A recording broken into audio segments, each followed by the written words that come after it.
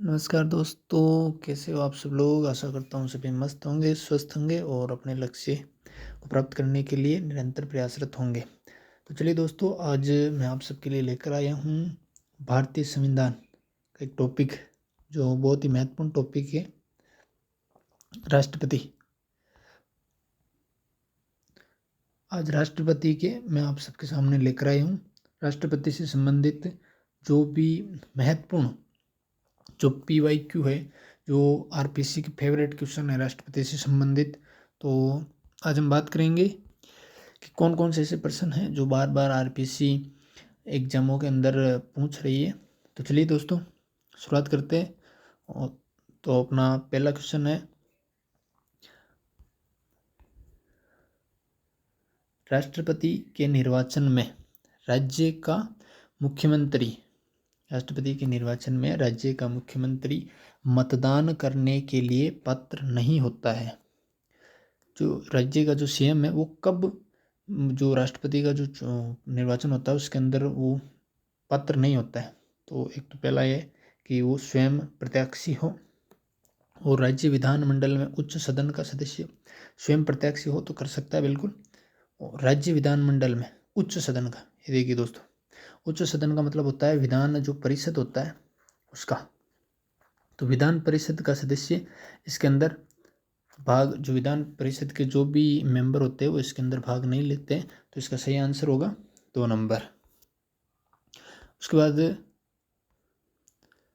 दूसरा क्वेश्चन है अपना,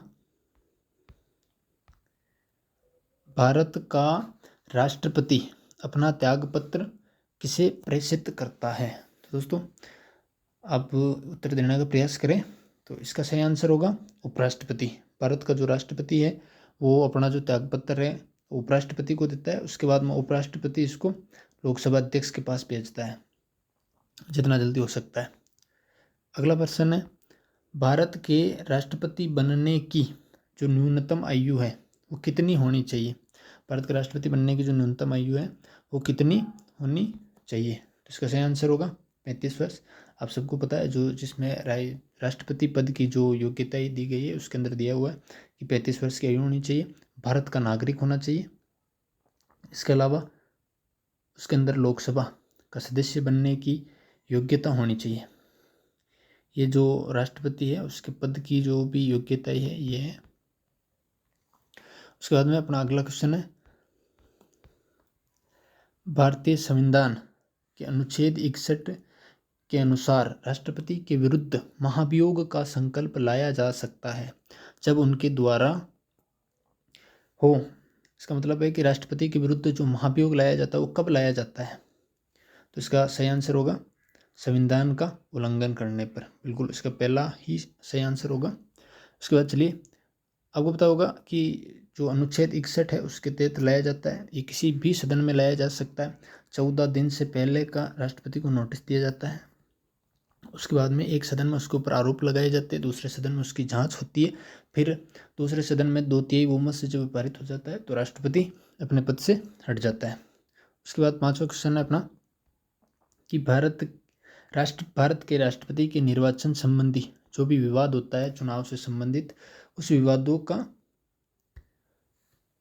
का निपटारा कौन करता है। इसका मतलब ये है। तो इसका सही आंसर होगा सर्वोच्च न्यायालय। अनुच्छेद 71 के तहत ये दिया हुआ है कि भारत के जो भी राष्ट्रपति है, लोकसभा या जो चुनाव होते हैं उनका जो चुनाव से संबंधित कोई विवाद होता है तो उसका निपटारा सर्वोच्च न्यायालय के द्वारा किया जाता है।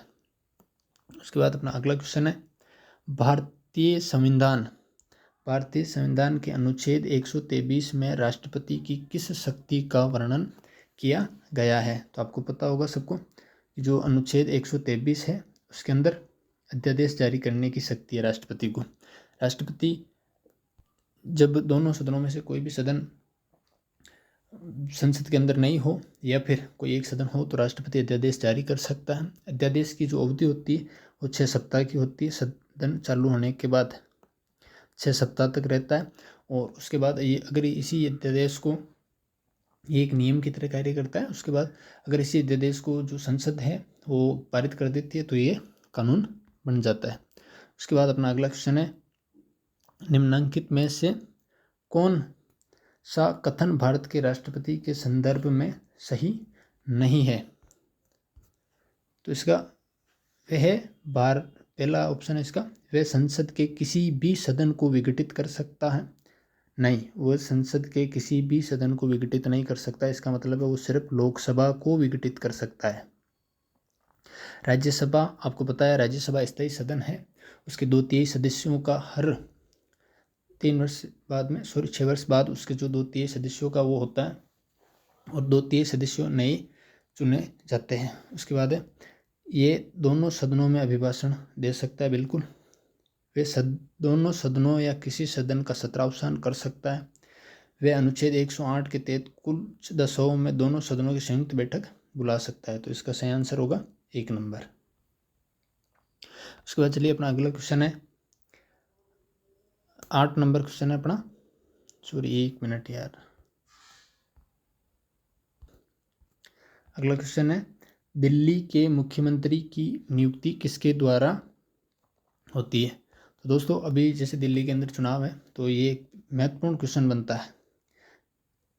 अगर आप में से किसी को पता हो तो बिल्कुल कमेंट बॉक्स में ज़रूर बताना, वरना हम तो बता ही रहे।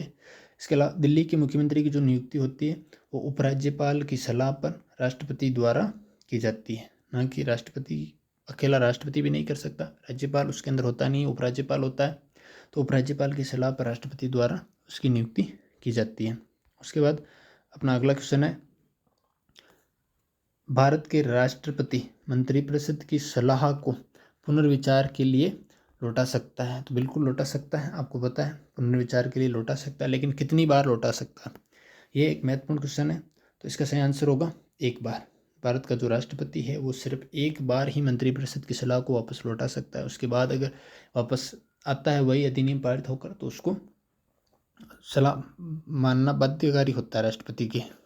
उसके बाद अपना अगला क्वेश्चन है, भारत में संसद द्वारा पारित किसी विधेयक को पुनर्विचार हेतु लौटाने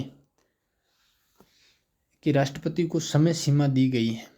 तो 14 दिन नहीं। उसके बाद माता 1 माह, बिल्कुल नहीं। इसका सही आंसर होगा उत्तर नंबर 3, कोई भी समय सीमा निर्धारित नहीं है। अगर राष्ट्रपति चाहता है तो जो भी कोई विधेयक राष्ट्रपति के पास स्वीकृति के लिए जाता है, राष्ट्रपति उसे असीमित समय तक के लिए रोक सकता है। इसके अंदर आप ये ध्यान रखना कि धन विधेयक को राष्ट्रपति नहीं रोक सकता है। आप ये एक महत्वपूर्ण चीज़ है, ये बिल्कुल ध्यान रखना आपको। धन विधेयक को राष्ट्रपति नहीं रोक सकता है। उसके अलावा अगर कोई भी विधेयक जाता है तो राष्ट्रपति उसको असीमित समय के लिए अपने पास रोक सकता है, जिसे पॉकेट वीटो का जो राष्ट्रपति का अधिकार है, बिल्कुल पॉकेट वीटो का अधिकार इसे कहते हैं राष्ट्रपति का। तो चलिए दोस्तों, आज के लिए इतने ही क्वेश्चन है। उसके बाद आपको किन टॉपिकों के ऊपर आपको क्वेश्चन चाहिए, आप कमेंट बॉक्स में कमेंट जरूर करें। और अगर आपको वीडियो अच्छा लगा हो तो वीडियो को लाइक करें, शेयर करें, और अगर आप चैनल पर नए हो तो चैनल को सब्सक्राइब करें। चलिए दोस्तों, तब तक के लिए जय श्री राम।